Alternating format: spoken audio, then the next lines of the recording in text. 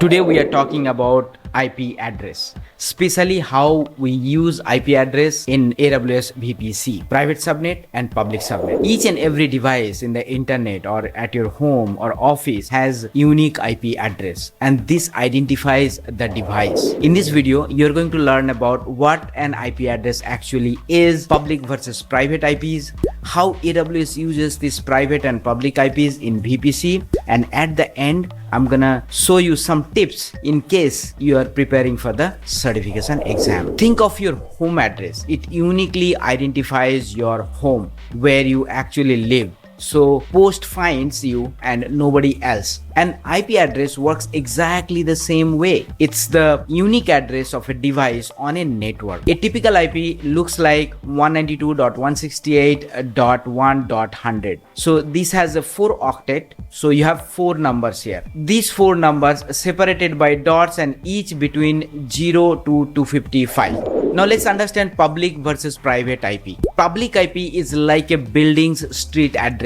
Everyone can see the building and identify the building from outside. It's visible to the internet. The outside world uses it to reach you. Assigned to your EC2 instance for external access. On the other hand, private IP is like your internal desk extension, which is only you can communicate internally within the building or office building. This is used inside the network only, the private network, hidden from outside world and used for communication within your AWS VPC. When you launch an EC2 instance, AWS gives it both private and public, especially when you launch EC2 instance in public subnet. And there is an option you can turn on auto assign public IP or not. When you selected that, automatically the public IP will be assigned to that EC2 instance when you launch in public subnet.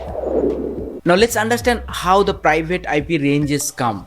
So there is a standard available, RFC 1918, request for comment. This is a standard decided by IETF organization, international organization. This standard defines the IP address range for private IP addresses. So class A, the range is 10.0.0.0 to 10.255.255.255. The class B private IP range is 172.16.0.0 to 172.31.255.255. And class C private IP range is 192.168.0.0 to 192.168.255.255. This is the range defined by RFC 1918, and without anyone's permission, you can use these private IPs in your private subnets or private VPCs. Alright, that's why you see these IP range everywhere in the private subnet.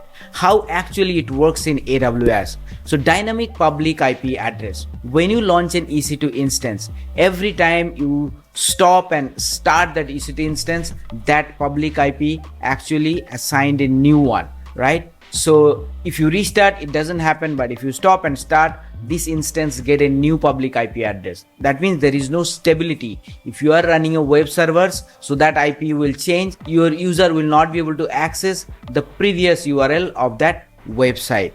What about the elastic IPs? Because the public IP assigned to the EC2 instance stop and start can change, that's why elastic IP came. So this IP doesn't change. Once you assign, it will be there forever. And only one caveat is, if you don't attach that elastic IP, you have to pay for it. This is the elastic IP cost warning I was talking about. If you don't attach that elastic IP to the running EC2 instance, you have to pay for that elastic IP, so that you don't waste your elastic IP for no reason. So private IPs never change. When you launch a EC2 instance, one private IP is assigned, so that will never change unless you terminate that EC2 instance. So it remains until its life cycle. Let's understand how in VPC private and public subnet works. So this is the AWS account, let's say, and inside that you have a VPC. And inside that VPC, you have a public subnet, and another one you have a private subnet. So let's name that so that we can identify. This is a public and this is a private. This is your VPC and this is AWS account. All right, this is the structure we are following. So let's say you launched a EC2 instance like this red color. you launched a EC2 instance, right? And here also you launched a EC2 instance, all right? Two EC2 instance. So this instance will get public and private IPs generally, because you launched an EC2 instance in public subnet. Intention is to outside traffic should be able to reach to this EC2 instance. But when you launch in private subnet, it is not intended. Only intention is inside traffic from EC2 instance in private subnet should be able to go outside to the internet for patch, download and installation. But for this instance, expectation is going out as well. From traffic should go from here as well, go to the internet. Imagining here internet exists, right? This is how it is. As simple. Let me show you in the console how actually it works. If you're more interested how this public internet works, you actually have a internet gateway sitting here, right? Internet gateway sitting here on the VPC. So that's the internet gateway actually allowing you to go out and coming through this internet gateway. This arrow not coming through and then reaching that EC2 instance. Let me move this EC2 instance here. So this is how this traffic goes and comes in, right? So let me increase that internet gateway. All right, but the private subnet, you have a NAT gateway. So you have a NAT gateway, and NAT gateway sits in the public subnet, and using the NAT gateway, this instance, private subnet instance, reaches to the outside internet.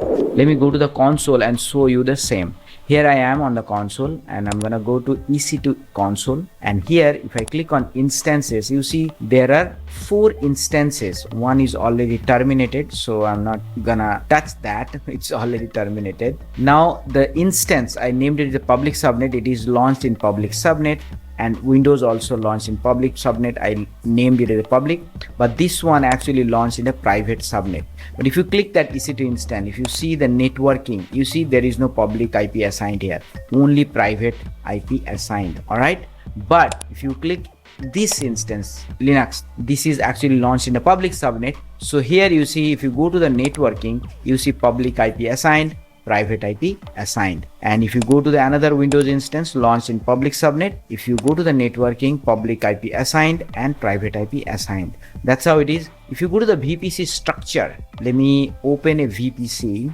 All right, if you go to the VPC structure, and I have a one VPC here, and if you look at the subnets, I have a one private subnet, rest all public subnets. And if you look at the route table, I have a one route table only for the private subnet, right?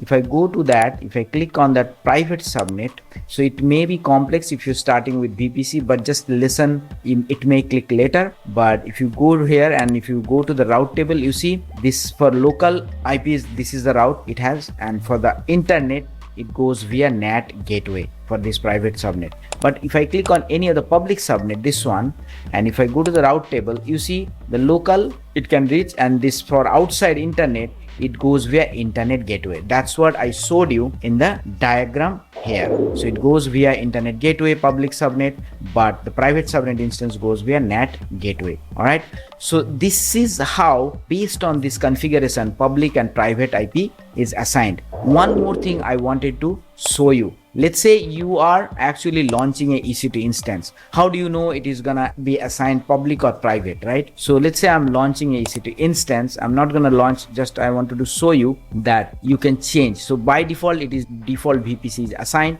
but I'm gonna say edit. When I say edit and subnet, I'm gonna choose a private subnet. By default, if I choose public subnet, you see auto assign public IP is enabled. All right, but if I choose a private subnet, this is one, you see automatically auto assign public IP disabled, because public IP is not required for the instance which is launched in a private subnet, because it is designed for the private communication. You don't need any public IPs. That's why by default it is disabled, right? You can put a enable forcefully, but it is not needed, right? So that's how one EC2 instance will get public or private or both is decided. All right, I hope it gives you more clarity on this. Let me go back to the presentation. Let's understand some real world use case. Airbnb.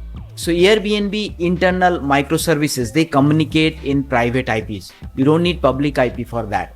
Once these communication happening and output of that communication or processing, you want to give it to the user, there is a front end in the internet or public subnet. That front end can pull the data for the user. All right, let's imagine a SaaS startup. You have a web server, gets a new public IP. Every restart, it changes the public IP. There is a problem. So you attach a Elastic IP, and Elastic IP is not gonna change. It is gonna stay forever. So every time stop and start is not gonna impact your user.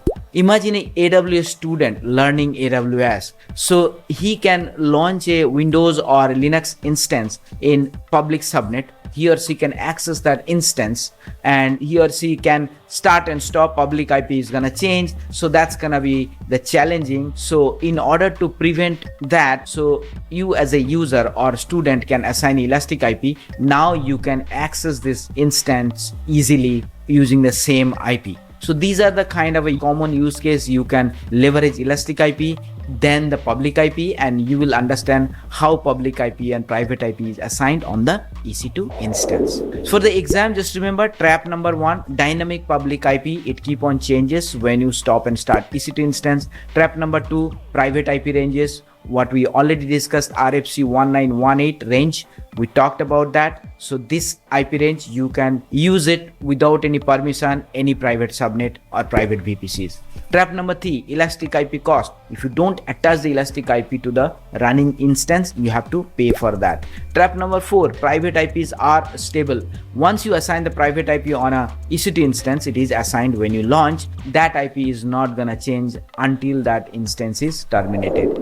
Before you end this video, I want you to remember these 5 things. IP address is a unique digital home address. Just remember this. And public is internet facing, and private is an internal only IP address. There are 2 kinds, and AWS EC2 gets both public and private. But if you are launching EC2 instance private subnet, there is no point assigning a public IP. So you can disable that option, auto assign public IP. So you only get the private IP for that EC2 instance. So private IPs are dynamic, right? If you stop and start, that IP is gonna change.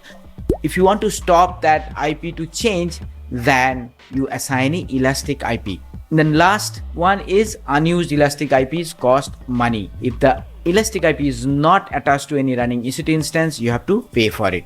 Thank you so much for watching this lesson. There are other reference points. You can refer it. You can download this PPT. I'm gonna add a link below in the description. You can download this PowerPoint and you can refer and go through what we have learned in this video. Thank you so much. Keep building, keep learning. I will see you in the next. Peace.